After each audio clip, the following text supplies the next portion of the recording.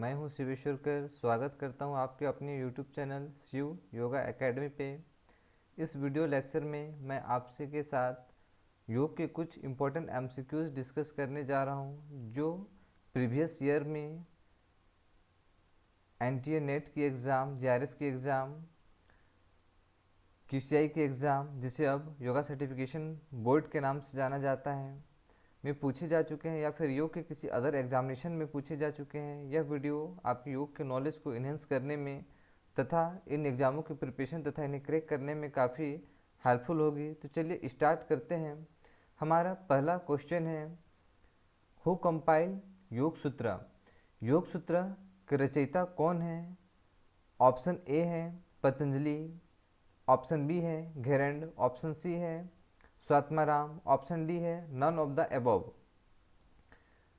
तो यहाँ पे हम देखते हैं आंसर जो होगा हमारा योग सूत्र के जो रचयिता हैं वो महर्षि पतंजलि हैं। आप यहाँ देख सकते हैं, यहाँ पे एज ए सैम्पल मैंने आपकी याद रखने के लिए एक फिगर्स भी यहाँ दे दिया है महर्षि पतंजलि का। यह महर्षि पतंजलि का फिगर्स है और पतंजलि योग सूत्र का ये बुक है।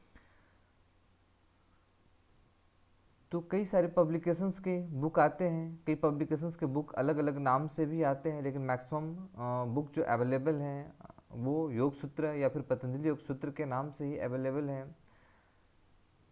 तो यहाँ पे हमारा आंसर होगा ऑप्शन नंबर ए, महर्षि पतंजलि योग सूत्र के रचयिता हैं। महर्षि पतंजलि की जो योग सूत्र की बुक है उसमें टोटल 195 सूत्र हैं और इसमें 4 पाद हैं। योग सूत्र में महर्षि पतंजलि ने अध्याय को पाद बताया। सबसे पहला जो पाद है वह है समाधि पाद, दूसरा पाद है साधन पाद, तीसरा पाद है विभूति पाद और चौथा पाद है कैवल्य पाद। समाधि पाद में टोटल नंबर ऑफ सूत्र हैं 51, साधन पाद में 55, विभूति पाद में अगेन 55 और कैवल्य पाद में 34। टोटल नंबर ऑफ सूत्र हो गए 195।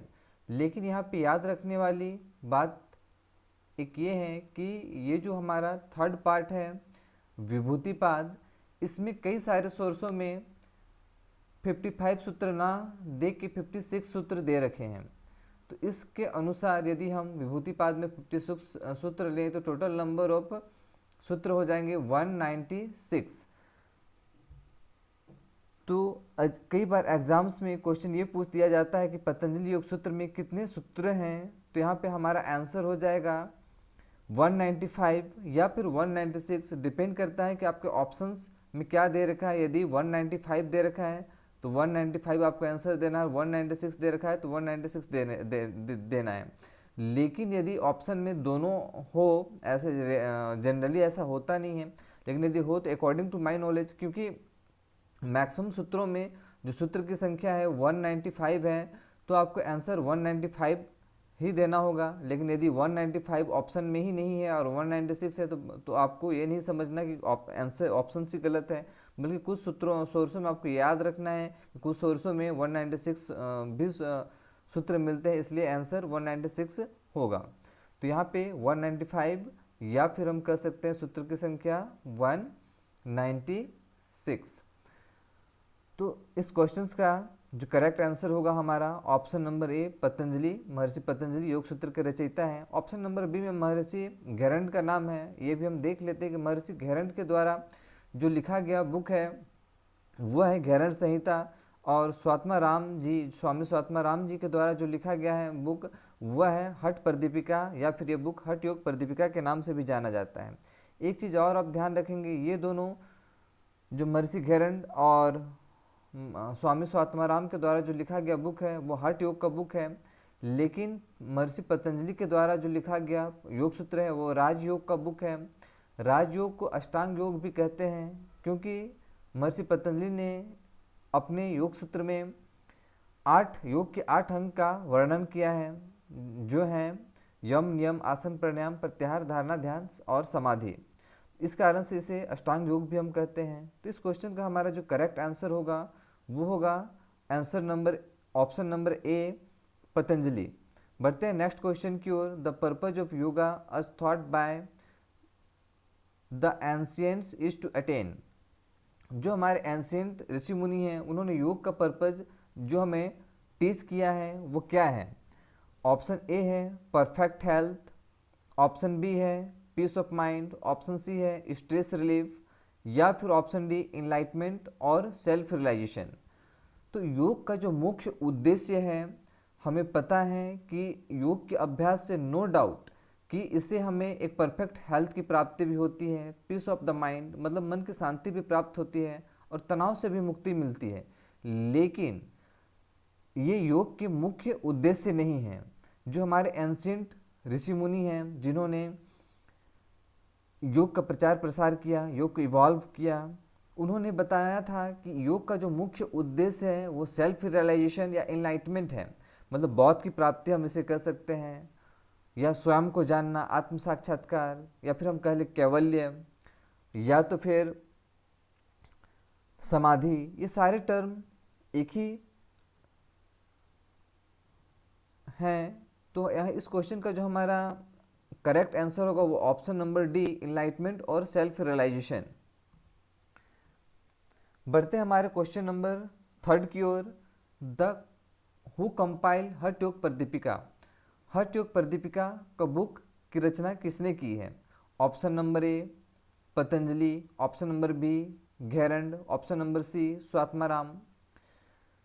तो हठ योग प्रदीपिका जो हठ प्रदीपिका के नाम से भी मिलता है, या तो बुक का नाम हो हठ प्रदीपिका या हठ योग प्रदीपिका। यहाँ आप देख सकते हैं क्वेश्चंस में हठ योग प्रदीपिका है, और यहाँ जो मैंने आपको सैंपल में दे रखा है वो हठ प्रदीपिका है। तो आपको कंफ्यूज नहीं होना है, दोनों सेम बुक है, या हठ योग प्रदीपिका कहा जाए या फिर हठ प्रदीपिका कहा जाए। इसके जो रचयिता हैं वो स्वात्माराम जी हैं, स्वामी स्वात्माराम। तो इसका ऑप्शन नंबर सी सही होगा, स्वामी स्वात्माराम। क्वेश्चन नंबर 1 में ही मैंने बताया था। ऑप्शन ए में पतंजलि दे रखा है। पतंजलि हमने देखा क्वेश्चन नंबर 1 में कि पतंजलि जी ने जो बुक लिखा है वह है योग सूत्र, पतंजलि योग सूत्र। और महर्षि घेरंड ने जो बुक लिखा है वो घेरंड संहिता है। और स्वात्माराम जी के द्वारा जो लिखा गया बुक है वो हठ प्रदीपिका या हठ योग प्रदीपिका है। तो इस क्वेश्चन का सही आंसर हो जाएगा ऑप्शन नंबर सी स्वात्माराम। बढ़ते हैं क्वेश्चन नंबर 4 की ओर। Which is the Sanskrit root for the etymological derivation of the word yoga. इस क्वेश्चन में पूछा जा रहा है कि योग शब्द की उत्पत्ति संस्कृत के किस रूट वर्ड से हुई है। क्वेश्चन नंबर 4 का ऑप्शन ए है युग, ऑप्शन बी है युगे, ऑप्शन सी है युज, या फिर ऑप्शन डी है युजे। तो योग शब्द की जो उत्पत्ति है वो हमारे संस्कृत का वर्ड यूज से हुआ है। संस्कृत का वर्ड यूज जिसका अर्थ होता है यूनियन। यूज का मतलब यूनियन, जिसे हम हिंदी में कह सकते हैं मिलना या जोड़ना, मिलाना या जोड़ना। तो इस क्वेश्चन का जो हमारा सही आंसर होगा वो होगा ऑप्शन नंबर सी यूज। बढ़ते हैं क्वेश्चन नंबर 5 की ओर। Which of the following practice lead to immortality according Ishopanishad. इस क्वेश्चन में पूछा जा रहा है कि ईशोपनिषद के अकॉर्डिंग इमोर्टेलिटी मतलब अमृतत्व की प्राप्ति किस प्रैक्टिस से होती है। तो ईशोपनिषद की जब हम स्टडी करते हैं तो ईशोपनिषद का जो मुख्य विषय है वो ब्रह्म विद्या है। ईशोपनिषद में ब्रह्म विद्या की प्रैक्टिस के विषय में बताया गया है, और ये उपनिषदों में से सबसे छोटा उपनिषद है। तो यहाँ पे हम ऑप्शन देखते हैं। ऑप्शन नंबर ये है वैराग्य, ऑप्शन नंबर बी है विवेक, ऑप्शन नंबर सी है विद्या, और ऑप्शन नंबर डी है विशेष। तो ईशोपनिषद में बताया गया है कि ब्रह्म विद्या ही है जिसकी प्रैक्टिस से हम इमोर्टलिटी या फिर कह सकते हैं अमृतत्व की प्राप्ति हम कर सकते हैं। तो ब्रह्म विद्या कहा जाए या फिर विद्या कहा जाए, दोनों सेम है। तो इस क्वेश्चन का आंसर हो जाएगा ऑप्शन नंबर सी विद्या। बढ़ते हैं क्वेश्चन नंबर 6 की ओर। Definition of yoga according to Kathopanishad is. इस क्वेश्चन में पूछा जा रहा है कि कठोपनिषद में योग का डिफिनेशन क्या बताया गया है। ये कठोपनिषद है। जब हम कठोपनिषद की अध्ययन करते हैं तो कठोपनिषद में बताया गया है कि अपने इंद्रियों पे, मन पे और बुद्धि पे, इंद्रियों पे, मन पे और बुद्धि पे नियंत्रण ही योग कहलाता है। तो हम ऑप्शन देखते हैं। ऑप्शन ए कह रहा है कि कंट्रोल ऑफ माइंड, तो ये नहीं हो सकता है। ऑप्शन बी कह रहा है कि control on sense organ, mind and intellect, मतलब कि सेंस ऑर्गन इंद्रियों पे नियंत्रण, माइंड बुद्धि पे मन पे नियंत्रण और इंटेलेक्ट मतलब बुद्धि पे नियंत्रण। तो कठोपनिषद के अनुसार सेंस ऑर्गन मतलब इंद्रियां, मन और बुद्धि पे नियंत्रण ही योग है। तो इस क्वेश्चन का सही आंसर हो जाएगा option number B, control on sense organ, mind and intellect. बढ़ते हैं नेक्स्ट क्वेश्चन की ओर। Question number 7, given below are the two statement level assertion A and reason R, indicate your answer from the alternatives below. Assertion A और reason दे रखा है। फिर कह रहा है कि all type of forward bending asana should be contraindicated in sciatica in the context of above two statement, which of the following is correct. तो यहाँ पे देखेंगे कि हमारा अब यहाँ पे 4 ऑप्शंस दे रखा है कि both A and R are true and R is the correct explanation of A.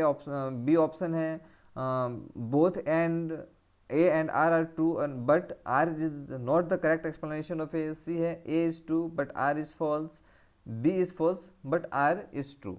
इस क्वेश्चन को समझने के लिए पहले हम समझते हैं कि जो हमारा असर्शन में कहा गया है Paschimottanasana is a contraindicated in sciatica, तो साइटिका की जो प्रॉब्लम है वो क्या है। जब हम ये समझ पाएंगे तभी हम इस क्वेश्चन का सही आंसर दे पाएंगे। तो साइटिका की जो प्रॉब्लम है, यहाँ पे आप देखेंगे ये पश्चिमोत्तासन का पोस्चर है। हम सभी जानते हैं पश्चिमोत्तासन एक डीप फॉरवर्ड बेंडिंग पोस्चर है। इस पे जो हमारा स्पाइन होता है वो यहाँ पे हमारा ब्रेन होता है। ब्रेन जहाँ पे ख़त्म होता है नेक से लेके ये बॉटम ऑफ द एनस तक हमारा स्पाइन आता है, जो 3 रीजन में बटा होता है, सर्वाइकल रीजन, थोरेसिक रीजन और लंबर रीजन। हमारा स्पाइन में बोन होते हैं जिसे हम वर्टिब्रा कहते हैं, और उन बोनों के बीच शॉक एब्जॉर्बेशन के लिए या फिर उनको सेफ रखने के लिए डिस्क होते हैं जो टिश्यू और मसल्स के बने होते हैं। तो 2 बोन के बीच, वर्टिब्रा के बीच जो डिस्क होता है, सपोज दैट यहाँ एग्जांपल में 2 डिस्क का ले रहा हूँ, ये 2 डिस्क है, उसके बीच यहाँ पे ये हमारा वर्टिब्रा है, 2 बोन है वर्टिब्रा, और ये हमारा डिस्क है। तो ऐसे ही पूरे स्पाइन में इसका कंस्ट्रक्शन होता है। तो यहाँ पे आप देखिए साइटिका में होता क्या है कि यहाँ से जनरली लंबर 4 एंड लंबर 5 के आसपास यहाँ से एक नर्व्स क्रॉस करता है जिसे हम साइटिका नर्व्स कहते हैं, जिसका एक्सटेंशन हमारा लेग तक होता है। तो जब due to wrong lifestyle या एज के कारण हमारा स्पाइन बहुत स्टिफ हो जाता है, अब किसी या फिर कई ऐसे लोग हैं जो सिटिंग जॉब हमेशा करते हैं, रॉन्ग पोस्चर्स के कारण कई सारे रीजन हो सकते हैं, या कई बार अचानक से हैवी वेट वगैरह कैरी करने के कारण, या फिर किसी चोट वगैरह के कारण जब ये डिस्क बाहर आ जाता है अपनी जगह से, बाहर आने पे क्या होता है कि ये जो साइटिका नर्व्स यहाँ से जो क्रॉस कर रहा है उसको वो टच करने लगता है और उस पर प्रेशर क्रिएट करने लगता है। उस प्रेशर के कारण यहाँ पे सीवियर पेन होने लगता है, और चूँकि इसका एक्सटेंशन हमारा लेग तक है तो ये पेन हमारा लेग तक जाता है। तो जनरली होता क्या है कि साइटिका की प्रॉब्लम में कमर से लेके पैर तक दर्द होने लगता है। तो ये हमारा साइटिका का प्रॉब्लम है। अब जब हम पश्चिमोत्तासन या फिर कोई भी फॉरवर्ड बेंडिंग पोस्चर करते हैं तो उस पर क्या होता है कि ये रीजन हमारा बहुत ज़्यादा खींचता है, उसमें खिंचाव उत्पन्न होती है, और ये जो हमारा डिस्क है बहुत ज़्यादा चांस है कि वो और ज़्यादा ब्लज आउट हो जाएगा, और ज़्यादा बाहर आ जाएगा, और ज़्यादा बाहर आएगा तो ये नर्व्स को बहुत ज़्यादा प्रेशर क्रिएट करेगा, नेगेटिव प्रेशर क्रिएट करेगा, और पेन हमारा और बढ़ जाएगा। तो हम कह सकते हैं कि फॉरवर्ड बेंडिंग पोस्चर जो है साइटिका के लिए अच्छा नहीं है, हम करेंगे तो और बढ़ जाएगा, तो हमें नहीं करना चाहिए। तो यहाँ पे एसर्शन है, एसर्शन कह रहा है कि Paschimottanasana is a contradictory in sciatica, sciatica में नहीं करना चाहिए, बिल्कुल सही कह रहा है। अब हम देखते हैं हमारा रीजन, रीजन है Paschimottanasana is a type of forward bending asana and all type of forward bending asana should be contradicted in sciatica. तो हम देख सकते हैं यहाँ एग्जाम्पल मैंने पश्चिमोत्तासन का दिया है और इसमें रीजन में कहा जाएगा कि पश्चिमोत्तासन फॉरवर्ड बेंडिंग है और सभी जो फॉरवर्ड बेंडिंग है वो साइटिका में नहीं करना चाहिए। तो यहाँ पे मैंने आपको एक्सप्लेन भी कर दिया कि क्यों नहीं करना चाहिए। किसी भी प्रकार का अगर हम फॉरवर्ड बेंडिंग करेंगे तो हमारा प्रॉब्लम और ज़्यादा बढ़ सकता है, इसलिए नहीं करना चाहिए। मतलब कि हम कह सकते हैं यहाँ जो हमारा रीजन है वो भी सही है और वो ए का एसर्शन का सही एक्सप्लेनेशन भी कर रहा है। तो यहाँ पे जो आंसर होगा हमारा option number A, both A and R true, दोनों सही है और R is the correct explanation of A. तो हमारा सही आंसर हो जाएगा आंसर नंबर ए। बढ़ते हैं क्वेश्चन नंबर 8 की ओर। क्वेश्चन नंबर 8 में अगेन दो स्टेटमेंट दे रखा है, असर्शन एंड रीजन, और 4 ऑप्शंस हैं। इसमें आपको बताना है कि ए और आर दोनों सही है या दोनों गलत है या फिर कोई एक सही है या एक गलत है, और उसका करेक्ट एक्सप्लेनेशन आर जो है ए का करेक्ट एक्सप्लेनेशन है या नहीं है। तो हम देखते हैं अपने स्टेटमेंट को। हमारा पहला जो स्टेटमेंट है एसर्शन, वो कह रहा है कि health of human being is multi dimensional, health of human being is multi dimensional. तो ये बिल्कुल सही स्टेटमेंट है, क्योंकि हेल्थ किसी एक पैरामीटर से हम हेल्थ को नहीं नाप सकते। यदि कोई फिजिकली फिट है तो हम ये नहीं कह सकते कि वो हेल्दी है, क्योंकि हो सकता है वो फिजिकली फिट तो है लेकिन उसे मेंटली कोई बीमारी हो, वो मानसिक रूप से किसी प्रकार की समस्या से सफ़र कर रहा हो, तो हम उसे हेल्दी नहीं कह सकते जब तक कि वो शारीरिक रूप से, मानसिक रूप से और भी कई पैरामीटर्स हैं, उनको हम अभी देखेंगे, जिससे वो स्वस्थ होगा, सारे पैरामीटर से वो हेल्दी होगा, देन हम कह सकते हैं कि वो व्यक्ति पूर्ण रूपेण हेल्दी है। अब हम बढ़ते हैं रीजन की ओर। रीजन में कह रहा है कि health is a complete physical, mental, social well being and not merely the absence of disease and और इन्फर्मिटी। मतलब कि जो स्वास्थ्य है हमारा वो completely physically, mentally and socially अगर हम हेल्दी हैं तभी वो हम कह सकते हैं कि हम हेल्दी हैं, और हम अगर सिर्फ डिजीज से फ्री हैं तो हम नहीं कह सकते कि हम हेल्दी हैं। ये स्टेटमेंट कहा जा रहा है। तो ये जो स्टेटमेंट है ये WHO के अनुसार है। हेल्थ के कई सारे डेफिनेशन दिए गए हैं, हमारे एंशिएंट जो ऋषि मुनि हैं उन्होंने भी दिया है, कई सारे मॉडर्न डेफिनेशन है, यहाँ आपको डेफिनेशन WHO के अनुसार दिया गया है। तो इस क्वेश्चन को सॉल्व करने के लिए आपको WHO का डेफिनेशन पता होना चाहिए, देन आप सॉल्व कर पाएंगे। तो WHO ने, वर्ल्ड हेल्थ ऑर्गेनाइजेशन ने जो हेल्थ का डेफिनेशन दिया है उसे हम एक बार देखते हैं कि state of complete physical, mental and social being and not merely the absence of disease और इन्फर्मिटी। मतलब कि WHO के अनुसार ये स्टेटमेंट सही है, तो हम कह सकते हैं कि हमारा रीजन भी सही है और ये हमारा रीजन भी सही है, और ये जो है रीजन वो हमारा असर्शन को करेक्ट एक्सप्लेन भी कर रहा है। तो इसके अकॉर्डिंग जो आंसर होगा हमारा answer option number A, both A and R true and R is the correct explanation of A. इस क्वेश्चन में मैं आपको थोड़ा सा और WHO के डिफिनेशन के विषय में बताना चाहूँगा। रिसेंट में WHO ने अपने डिफिनेशन को अपडेट किया है और अपडेट करके एक टर्म उसमें और जोड़ रखा है, वह है स्पिरिचुअल वेलबींग। पहले वाले डिफिनेशन में हम देख सकते हैं कि स्पिरिचुअल टर्म नहीं था, लेकिन अब न्यू डिफिनेशन के अनुसार physical, mental, social and spiritual, जब कोई व्यक्ति इन चारों रूप से स्वस्थ होगा देन उसको WHO के अनुसार हम स्वस्थ मान सकते हैं, अदरवाइज नहीं। तो ये आपको डिपेंड करता है ऑप्शन में। ये क्वेश्चंस UGC नेट के एग्जाम्स में पूछा जा चुका है कि जो है उस समय आपको ये ध्यान रखना है कि जैसे मैंने आपको बताया कि अभी 4th टर्म ऐड हो गया है, लेकिन जब ये क्वेश्चंस उस समय पूछा गया था उस समय बस ये 3 ही टर्म को रीजन में रखा गया था। तो जो भी क्वेश्चंस आए आपको उसमें एक बार देखना पड़ेगा कि जो स्टेटमेंट है उसमें स्पिरिचुअल वेल बीइंग इंक्लूड है या नहीं। सपोज दैट इंक्लूड नहीं है तो प्रीवियस डिफिनेशन के अनुसार वो गलत नहीं है, बल्कि वो भी सही होगा। इस कारण से ये स्टेटमेंट बिल्कुल सही है। और अगर न्यू डिफिनेशन के अनुसार उसमें डिफिनेशन दिया गया है और स्पिरिचुअल वेल बीइंग को ऐड कर दिया गया है तो आपको स्पिरिचुअल वेल बीइंग को कंसिडर करके चलना पड़ेगा। और ऐसा कोई क्वेश्चन है जिसमें सपोज दैट कि एक स्टेटमेंट है जिसमें स्पिरिचुअल ऐड नहीं है, दूसरे स्टेटमेंट में स्पिरिचुअल ऐड है, तो आपको फिर जिस स्टेटमेंट में स्पिरिचुअल ऐड है उसे कंसिडर करना पड़ेगा सही आंसर्स के रूप में। तो इस क्वेश्चन का जो सही आंसर होगा वो ऑप्शन नंबर हमारा ए होगा। A and R both are true and R is the correct explanation of A. बढ़ते हैं नेक्स्ट क्वेश्चन की ओर। Question number 9, what is the main therapeutic definition benefit of the Kapalbhati practice. इस question में पूछा जा रहा है कि अजय थेरेपी अजय या फिर बोले तो अजय ट्रीटमेंट यदि हम कपालभाति प्रैक्टिस का यूज करते हैं, अभ्यास का यूज करते हैं, तो वो अभ्यास हमारा जो है